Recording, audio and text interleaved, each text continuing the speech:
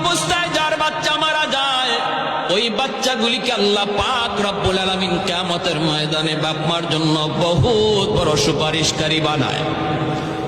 বাচ্চাগুলি আল্লাহর কাছে ডাক দেয়া কয়, মালিক, ও মালিক, তুমি আমারে দুনিয়াতে পাঠাইছো, পাঠানোর সময় আমার মা কত কষ্ট করছে, জান বের হয়ে যায় অবস্থা।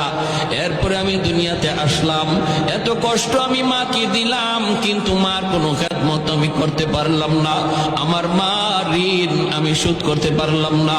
আল্লাহ, আজ যদি তুমি আমাকে জান্নাতে দিতে চাও, আমার মা বাবা সারা জান্নাতে যাইবো না। হয় আমারে বাপ মার সাথে জাহান্নামে দিয়ে দাও, হয় আমাকে আমার বাপ মার সাথে জাহান্নামে দিয়ে দাও।